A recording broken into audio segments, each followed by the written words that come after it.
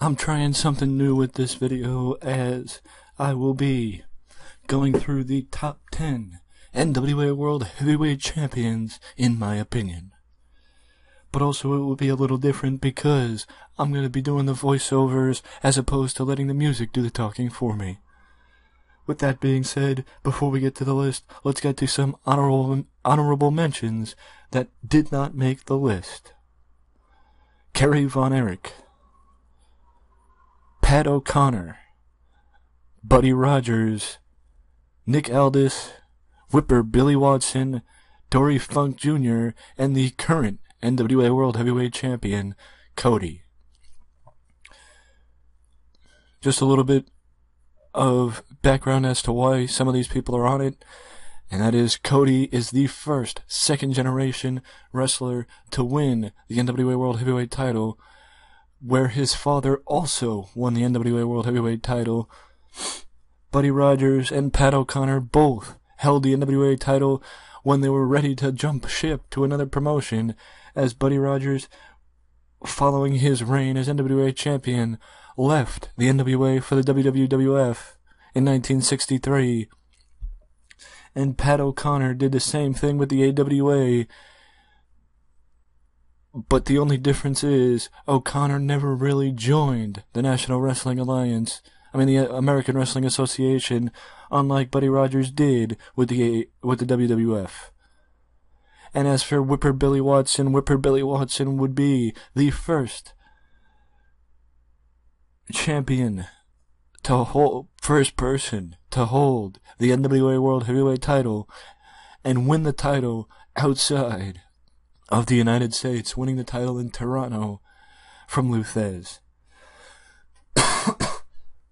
And now we get to the list, starting with number 10, the first NWA World Heavyweight Champion, Orville Brown. And though most people may not know who Orville Brown is, the most distinction that Orville had as in wrestling is being considered the first NWA World Heavyweight Champion, holding the title from July 1948 to November 1949, losing the title to Lou Thesz after defeating Sonny Myers to become the world champion. Number 9 is Dan the Beast Severn. Everybody knows that around the 1990s, especially the mid to late 1990s, the NWA was on its last legs. The NWA was on borrowed time, and it was barely even existing. But then you had some people take it upon themselves and carry the promotion, carry the brand.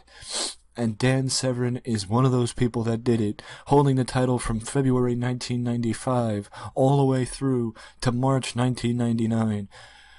That is around 4 years, or a little over 4 years, as NWA World Heavyweight Champion.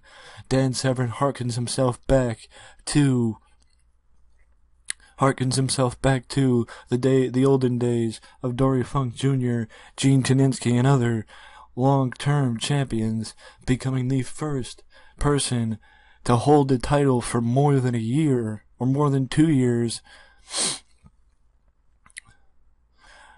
Since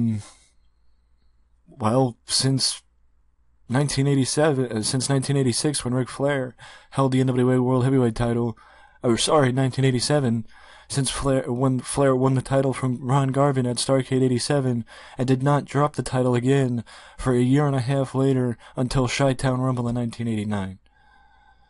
But either way, Dan Severn would go on to hold the title again in March of 2002, defeating Shinya Hashimoto in Tokyo, Japan, and then would have the title vacated 2 months later after being unable to appear at the TNA wrestling event, which led to the crowning of Ken Shamrock as the world champion in the Gauntlet for the Gold Battle Royal. Either way, I think that Dan Severn made more of a name for himself in the National Wrestling Alliance following his departure from the WWE, or following his time in the WWE, or during his time in the WWE, because he was actually world champion in WWE. He made more of a name for himself in the National Wrestling Alliance when the NWA wasn't even on nationally syndicated television than he did when he was on nationally syndicated television. But either way, that speaks to the talent and the ability that Severn had when he was just able to go out and do what he did best, and that was wrestle. Number 8 is Double J, Jeff Jarrett.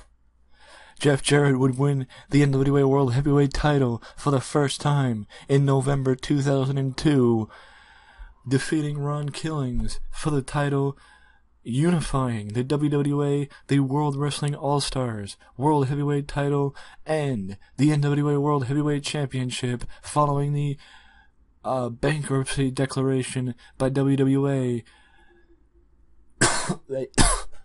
a short-lived promotion from Australia founded by Andrew McManus that took upon a lot of the former WCW talents after the end of WCW. Jeff Jarrett would, while the NWA World Heavyweight title was a part of the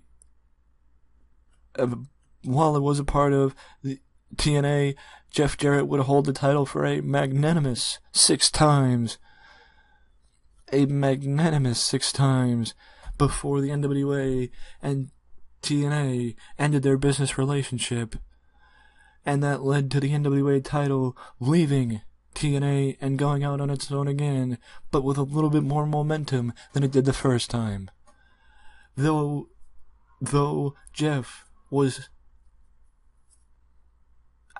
just looked at as, a top star in TNA, he did not do a lot for the NWA World Heavyweight title, in my opinion.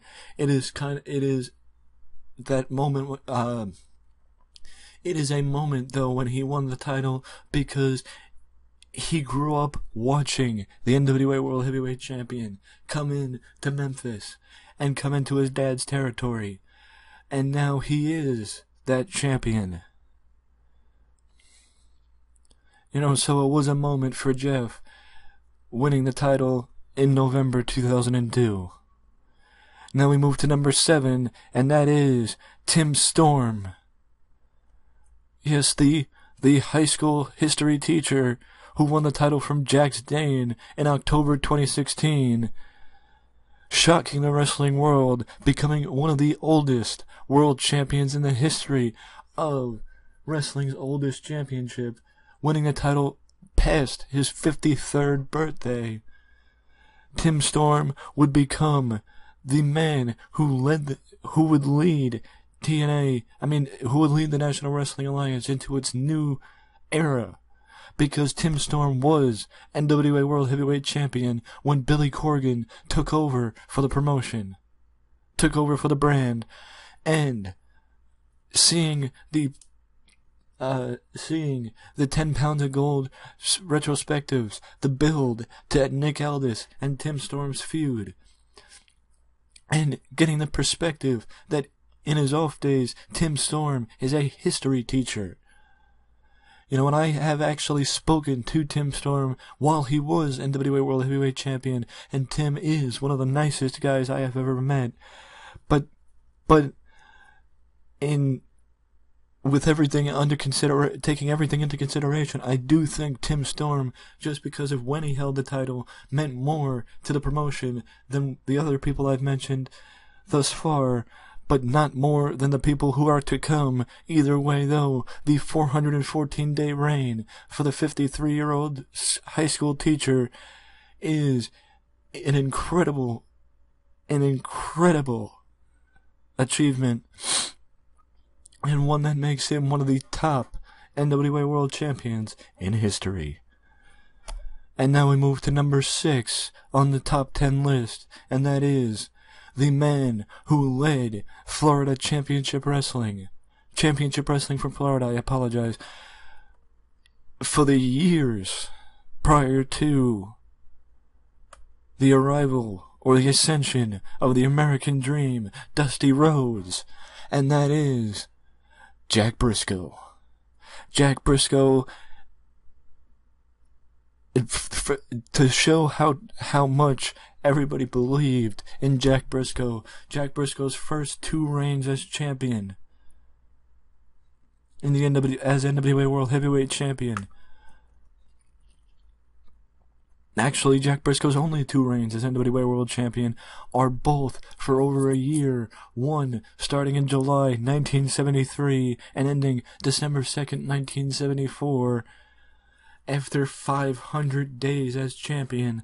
But it didn't take that long for Jack to win back the title, because he won back the title in December 9th, after losing it December 2nd, and would hold the title for a year and a day before losing the title to Terry Funk. But the fact that both of Jack Briscoe's title reigns lasted for over a year speaks to how much faith the NWA Board of Directors had in the leader of Florida before Dusty Rhodes. Jack Briscoe was Eddie Graham's chosen guy in Florida. Jack Briscoe was the John Cena of Championship Wrestling from Florida during his prime, and it was a flawless transfer, because when Jack Briscoe left to go up to Georgia, Dusty Rhodes took over the spotlight from Jack Briscoe in Florida, and the momentum did not stop. But that, though the depth might not be there, Jack Briscoe's time as NWA World Heavyweight Champion puts him in the top 10, not just in my opinion, but also in the opinion of combined reigns, because even with 2 reigns as NWA World Heavyweight Champion, Jack Briscoe is ranked number 10 on the list of all-time NWA World Heavyweight Champions. Now we move into the nitty-gritty, into the time when people would start getting may get a little angry with my choices, and that is because number 5 on my list is Scrap Daddy Adam Pearce. And for those who have never seen Adam Pearce compete, well, number 1, you missed an incredible best of 5 series, or best of 7, I should say, between Cabana and Adam Pearce in the spring and summer of 2012. But also you missed the guy who from the time that the NWA separated from TNA till pretty much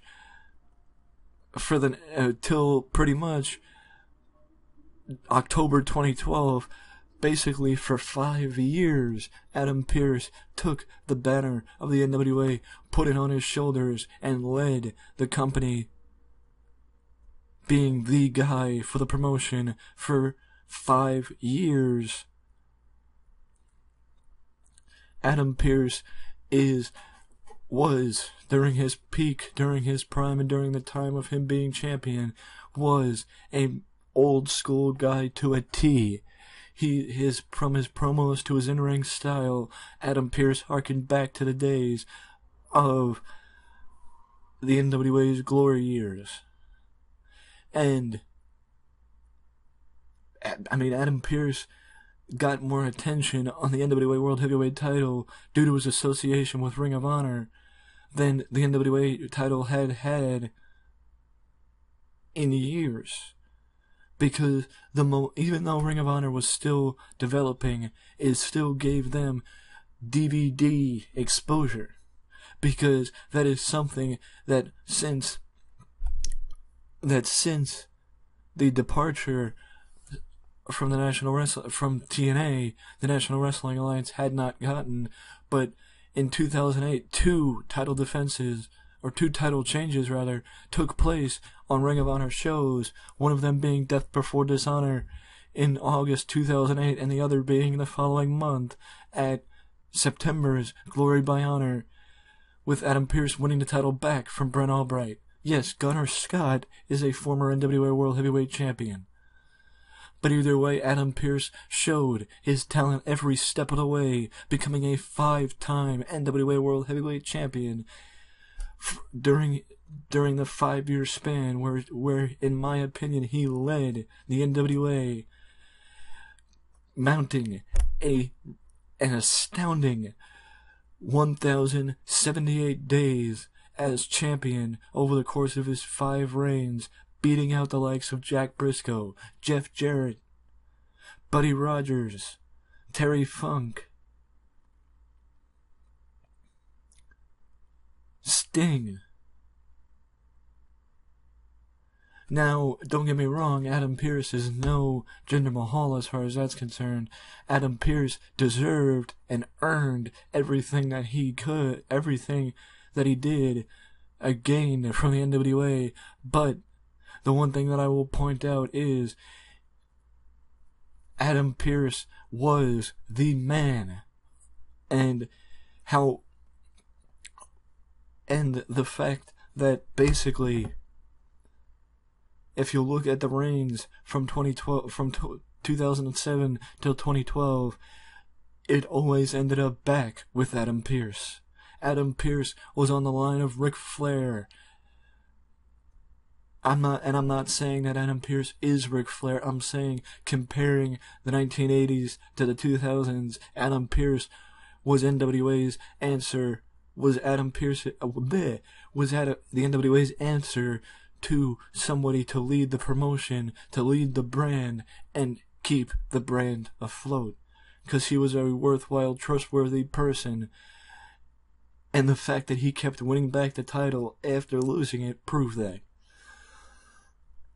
And the fact that he is the 7th all-time in combined days, along with him putting the NWA brand on his back for a 5-year period, shows why he belongs in the top 5 among the greatest NWA World Heavyweight Champions in history. And now we move to number 4, and that is the man who took over for for Jack Briscoe in Florida, the man who found an American dream and held on to it. Dusty Rhodes, the American Dream, is, in my opinion, the 4th all-time greatest NWA World Heavyweight Champion in history. Now, I don't think I have to put into perspective the effect that the American Dream had on the National Wrestling Alliance. I don't think that I have to put into perspective the effect that Dusty Rhodes had. That Dusty Rhodes had on the Mid-Atlantic region. I don't think that I have to put into effect what effect Dusty Rhodes had on the professional wrestling industry until he died, and even after his passing, still has to this day, because so many others have put that into perspective and done a lot better job than I ever could in putting it into perspective. But the fact of the matter is that without the American Dream, Dusty Rhodes, I will go as far to say there is no Ric Flair. There is no WCW, because without the American Dream, who books Jim Crockett Promotions? Without the American Dream, who gives the foil to the Horsemen to make those incredible feuds? Who helps the likes of Magnum TA, Nikita Koloff, the Road Warriors, Rock and Roll Express reach the peak of their, the pinnacle of their careers like they did?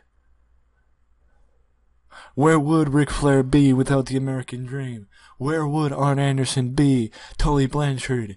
Where would they all be without Dusty Rhodes? I will say that I don't think the American Dream, I don't think that wrestling as a whole would be the same as it is today without the American Dream. Because Dusty Rhodes had that type of impact on the wrestling business that, where would it be without him? We wouldn't have gotten All In if it wasn't for Dusty Rhodes, because his son, Cody, helped put together that show. We wouldn't have gotten that moment at All In if Cody was just another challenger for the title. If he didn't have that lineage that Dusty started back in the 80s. If he didn't have that lineage that Dusty Rhodes kept going as being a focal point of the National Wrestling Alliance through the 70s, through the 80s, through the 90s, all the way up, even during his time with the WWE, he was still known for his time in Jim Crockett Promotions, in Florida, in the National Wrestling Alliance as a whole, and I don't think I have to make that much of a case to say that Dusty Rhodes belongs not just on the list, but in the top 4 as the greatest all-time NWA World Heavyweight Champions in history. And now moving on to number 3.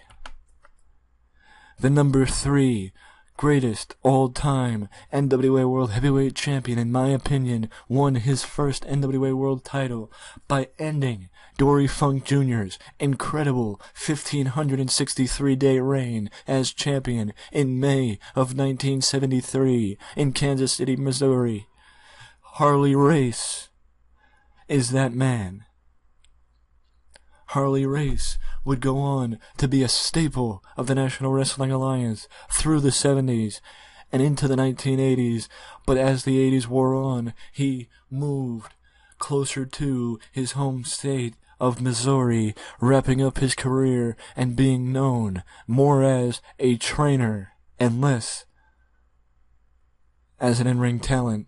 But Harley Race would also, but that is not understating the amount of success that Harley Race had as a wrestler during the 1970s, holding the NWA World Heavyweight title an incredible 7 times during his career,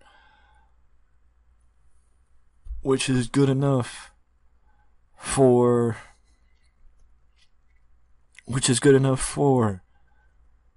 third, coincidentally enough, third all-time with 1,799 combined days as champion through his 7 reigns with the NWA World Heavyweight title.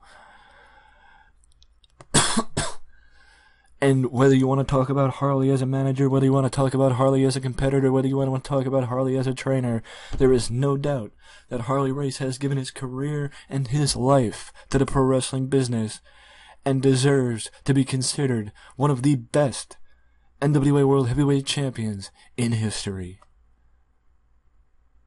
And now as the list starts to come to an end, and you start to get to the point of knowing who comes next and who comes last, it is fair to sit here and say that number 2 might be quite obvious, as it is the first man, as far as I know,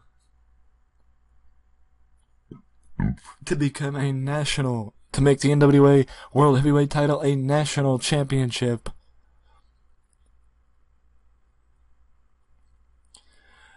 And becoming the first undisputed world champion in all of wrestling, after beating Wild Bill Longson. And the man who I mentioned before defeated Orville Brown for the NWA World Heavyweight title. That is Lou Thesz.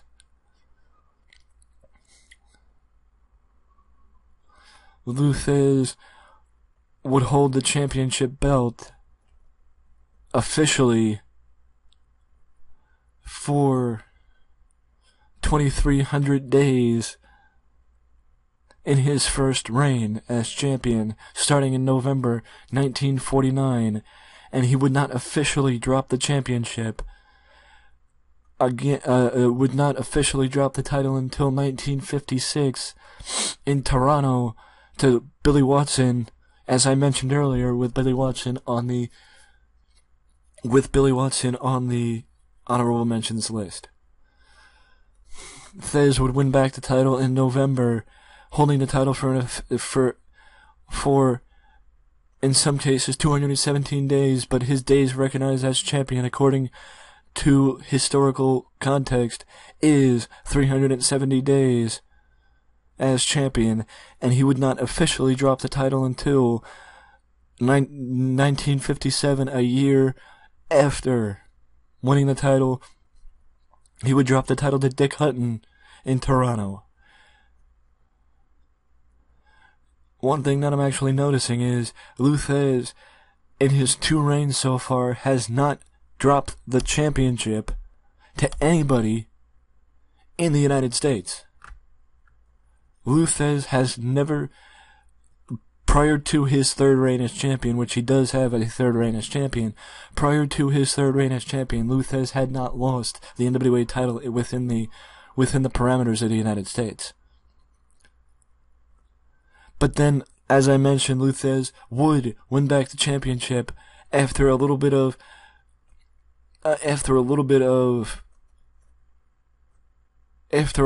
I should say, of pandemonium in the years past, with both Pat O'Connor and Buddy Rogers leaving their respective promotions.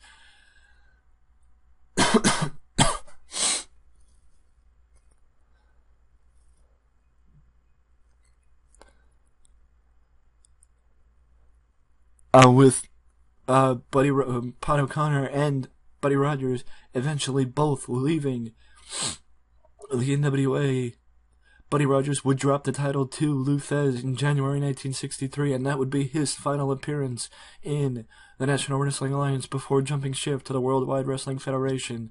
But this would also be Lou Thesz's last title, his last reign as NWA World Heavyweight Champion, holding the title for a resounding 1,079 days, which actually matches the total combined reign, the total combined days of, which is 1 day more than the total combined days, of Adam Pearce, which Adam Pearce had over the course of his 5 reigns. But in total, Lou Thesz has the most days of anybody in history as NWA World Heavyweight Champion, and that is 3,749 days as NWA World Heavyweight Champion, the most in history. Which of course would happen when you hold a title, when your minimum reign as champion, your lowest reign, your most insignificant run as champion lasted for a little over a year. That should tell you something. But it's also fair to say that the Lou Thesz was the Missouri Man before Harley Race. Lou Thesz was the NWA before anybody else. Lou Thesz led the brand of the National Wrestling Alliance from the time he won the title in the late 40s till the time he retired till the time he last won the title in 1963. Lou Thesz was the NWA from start to finish, and is remembered as one of the greatest performers in the history of wrestling, and also in my opinion, the second greatest NWA World Heavyweight Champion in history. And that means that the greatest NWA World Heavyweight Champion in history, in my opinion, is only one man. Over the course of his time in the National Wrestling Alliance, he held the NWA World Heavyweight Championship for an astounding and incredible 3,116 days, winning his first NWA World Heavyweight title in 1981 from Dusty Rhodes in Kansas City, Missouri. He is the limousine-riding, jet-flying, kiss-stealing, wheelin'-dealing son of a gun, the Nature Boy, Ric Flair. That is right, that I think that Ric Flair is the greatest NWA World Heavyweight Champion in history, and the reason for that is simple. If you look at the 1980s from start to finish, whether it was in Santo Domingo, Dominican Republic, whether it was San Juan, Puerto Rico,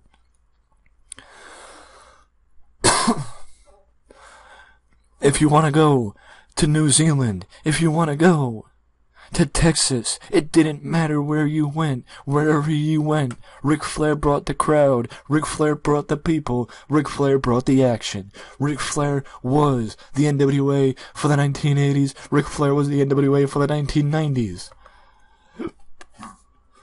I said earlier, where would Ric Flair be without Dusty Rhodes?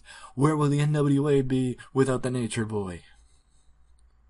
Where would the NWA be without the flag bearer, the person who led the promotion from the 1980s all the way up to the time he left the NWA/WCW in 1991 after a disagreement with the brain surgeon Jim Herd? Where, oh where would he be? Where oh where would the NWA be without the Nature Boy? Ric Flair gave us a ton of moments, memories, and incredible action during his run, his multiple runs as the NWA World Heavyweight Champion, including an underrated match in 1993 at Beach Blast 1993 against Barry Windham, including Tatsumi Fujinami, and an underrated match at Super Brawl 1. And who could forget his 5-star matches with Ricky Steamboat during the course of 1989? And though he may have had underwhelming matches with Ron Garvin, underwhelming matches with Kerry Von Erich, nobody could forget his brawls, his bloody brawls with Dusty Rhodes, with Harley Race, with Jack Veneno, with Carlos Colon. And even though those last two are not recognized as champions, as official reigns in the NWA, there is no doubt that Ric Flair always gave every inch of himself every time he went into that ring, and he showed it every single time. Normally, always finding a way to escape by the skin of his teeth with the NWA World Heavyweight Championship. But in my opinion, there is nobody over the heavy set lineage of this great brand of this amazing historic championship that embodies the NWA, that carried the National Wrestling Alliance more than the Nature Boy Ric Flair, and that is why, in my opinion, the Nature Boy Ric Flair is the greatest NWA World Heavyweight Champion in the history of the National Wrestling Alliance. Let me know down in the comment section below if you agree or disagree with my list, and if you like hearing me talk about the champions as opposed to putting it to music and just having pictures like I normally do. If you would rather me do voiceovers, let me know down in the comment section below, and I will take that into consideration the next time I do a top 10 video. But if you don't want to leave a comment, you can always leave a like. Subscribe to the channel for more content just like this that you can only find right here at Wrestling Express. And before you go, do not forget to, as always, to ding on the notification bell to always know when a new video is up on the channel. Till next time. Later.